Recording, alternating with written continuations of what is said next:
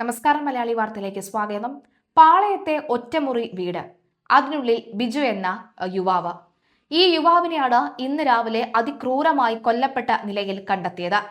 നാട് ഒന്നടുങ്കം നടുക്കത്തിലാണ്. ലഹരി സംഘങ്ങൾക്കെതിരെ പോലീസ് നടത്തുന്ന ഓപ്പറേഷൻ തൂഫാൻ പദ്ധതിയുടെ ഭാഗമായി വിവരം നൽകിയതിലുള്ള പകയാണ് കൊലപാതകത്തിന് പിന്നിലെന്ന കുടുംബത്തിന്റെ ആരോപണം നാടിനെ ഭീതിയിലാഴ്ത്തിയിരിക്കുകയാണ്. ലഹരി മാഫിയയുടെ കടുത്ത പ്രതികാരമാണ് കൊലപാതകമെന്ന സംശയം ബലപ്പെടുത്തുന്നതാണ് ബിജുവിന്റെ പോസ്റ്റ്മോർട്ടം റിപ്പോർട്ട്. ബിജുവിന്റെ ശരീരത്തിലാകെ 45 മുറിവുകൾ ഉണ്ടെന്നാണ് പോസ്റ്റ്മോർട്ടം റിപ്പോർട്ടിലെ പ്രാഥമിക കണ്ടെത്തൽ. പ്രതികൾ ബിജുവിനോട് എത്രത്തോളം ക്രൂരമായാണ് പെരുമാറിയതെന്ന് ഈ മുറിവുകൾ വ്യക്തമാക്കുന്നു. കഴുത്തിന്റെ മുൻഭാഗത്തും പിൻഭാഗത്തും മാത്രമായി 18 കുത്തുകളേറ്റിട്ടുണ്ട്. ബിജുവിന്റെ മരണം ഉറപ്പാക്കാൻ പ്രതികൾ പദ്ധതി തയ്യാറാക്കിയാണ് ആക്രമണം നടത്തിയതെന്നാണ് ഇത് സൂചിപ്പിക്കുന്നത്. ബിജുവിന്റെ ശരീരത്തിലേറ്റ മുറിവുകളുടെ സ്വഭാവം പരിശോധിച്ച അന്വേഷണ സംഘം കൊലപാതകത്തിനായി സാധാരണ അടുക്കളയിൽ ഉപയോഗിക്കുന്ന തരത്തിലുള്ള കത്തി, അതായത് കിച്ചൺ നൈഫ് ആയിരിക്കാം ഉപയോഗിച്ചത് എന്നാണ് നിഗമനം.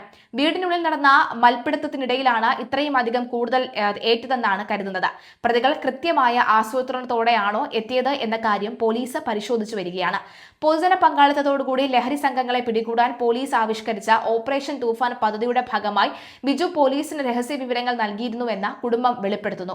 ബിജുവിന്റെ വീടിനോട് ചേർന്നുള്ള ഗ്രൗണ്ടിൽ രാത്രികാലങ്ങളിൽ പരസ്യ മദ്യപാനത്തിനും ലഹരി ഇടപാടുകൾക്കുമായി എത്തുന്ന സംഘത്തെക്കുറിച്ചുള്ള വിവരമാണ് ബിജു പോലീസിന് കൈമാറിയത്. പോലീസിന് വിവരം നൽകിയതിന് പിന്നാലെ പ്രദേശത്തെ ലഹരി സംഘങ്ങൾക്ക് ബിജുവിനോട് കടുത്ത ശത്രുതയുണ്ടായിരുന്നുവെന്ന് കുടുംബം ആരോപിക്കുന്നു. ഇതേ തുടർന്നുണ്ടായ മുൻ വൈരാഗ്യമാണ് കൊലപാതകത്തിലേക്ക് നയിച്ചതെന്നാണ് അമ്മയും ബന്ധുക്കളും ഉറച്ചു വിശ്വസിക്കുന്നത്. ബിജു നൽകിയ വിവരങ്ങൾ ലഹരി സംഘങ്ങളിലേക്ക് ചോർന്നു പോയിട്ടുണ്ടോ എന്ന കാര്യത്തിലും നാട്ടുകാർക്കിടയിൽ വലിയ സംശയങ്ങൾ ഉയരുന്നുണ്ട്. പ്രദേശത്ത് ലഹരി മാഫിയയുടെ പ്രവർത്തനങ്ങൾ സജീവമായതോടെ ഇതിനെതിരെ ബിജു പലപ്പോഴും പരസ്യമായി പ്രതികരിച്ചിരുന്നുവെന്ന് അമ്മ കണ്ണീരോടെ പറയുന്നു. വീടിനടുത്തുള്ള ഗ്രൗണ്ട് കേന്ദ്രീകരിച്ച് അനാശാസ്യ പ്രവർത്തനങ്ങൾ നടന്നതിനെ ബിജു ചോദ്യം ചെയ്ത് ഈ സംഘങ്ങളെ ചൊടിപ്പിച്ചിരുന്നു. ഇതിനെ തുടർന്നാണ് തുടർച്ചയായി കഴിഞ്ഞ ദിവസം പുലർച്ചെ 3 മണിയോടെ പാളയത്തെ ഒറ്റമുറി വീട്ടിൽ ബിജുവിനെ കൊല്ലപ്പെട്ട നിലയിൽ കണ്ടെത്തിയത്. സംഭവം നടന്ന മണിക്കൂറുകൾ പിന്നിട്ടിട്ടും പ്രതികളെക്കുറിച്ചുള്ള കൃത്യമായ വിവരങ്ങൾ കണ്ടെത്താനോ അവരെ നിയമത്തിന് മുന്നിൽ കൊണ്ടുവരാനോ പോലീസിന് സാധിച്ചിട്ടില്ല. പ്രതികൾക്കായി നഗരത്തിലും പരിസര പ്രദേശങ്ങളിലും പോലീസ് അന്വേഷണം ഊർജിതമാക്കിയിരിക്കുകയാണ്. ലഹരി മാഫിയയുടെ പങ്ക് ശക്തമാണെന്നിരിക്കെ പ്രതികൾ സംസ്ഥാനം വിടാനുള്ള സാധ്യതയും പോലീസ് തള്ളിക്കളയുന്നില്ല. പ്രതികളെ കണ്ടെത്താനായി പാളയം പച്ചക്കറി മാർക്കറ്റിലെയും പരിസരത്തെയും കടകളിലെയും CCTV ദൃശ്യങ്ങൾ പോലീസ് ശേഖരിച്ചിട്ടുണ്ട്. പുലർച്ചെ ഈ മേഖലയിൽ സംശയാസ്പദമായ സാഹചര്യത്തിൽ കണ്ടവരുടെ ദൃശ്യങ്ങളാണ് പരിശോധിക്കുന്നത്. ഇതിനൊപ്പം ബിജുവിന്റെ മൊബൈൽ ഫോൺ രേഖകളും പോലീസ് സൈബർ സെല്ലിന്റെ സഹായത്തോടെ പരിശോധിച്ച് വരികയാണ്. കൊലപാതകം സംബന്ധിച്ച് പോലീസിന് ചില നിർണായക സൂചനകൾ ലഭിച്ചിട്ടുണ്ടെന്ന് city police commissioner AP Shoukath Ali അറിയിച്ചു.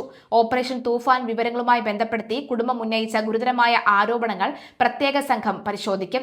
കേസിൽ യാതൊരുവിധ വിട്ടുവീഴ്ചയും ഇല്ലാത്ത അന്വേഷണം ഉണ്ടാകുമെന്നും കമ്മീഷണർ വ്യക്തമാക്കി. പോലീസിനെ സഹായിച്ചതിന്റെ പേരിൽ ഒരു യുവാവ് സ്വന്തം വീടിനുള്ളിൽ ക്രൂരമായി കൊല്ലപ്പെട്ടത് പാളയം മേഖലയിലെ ജനങ്ങളെ വലിയ ഭീതിയിലാഴ്ത്തുകയായിരുന്നു. പോലീസിന്റെ ഭാഗത്തു നിന്നുണ്ടായ സുരക്ഷാ വീഴ്ചയാണ് ബിജുവിന്റെ കൊലപാതകത്തിന് കാരണമായതെന്ന് ആരോപിച്ച നാട്ടുകാരും വിവിധ സംഘടനകളും രംഗത്തെത്തിയിട്ടുണ്ട്. പ്രതികളെ എത്രയും വേഗം പിടികൂടിയില്ലെങ്കിൽ ശക്തമായ സമര പരിപാടികളിലേക്ക് നീങ്ങാനാണ് നാട്ടുകാരുടെ തീരുമാനം.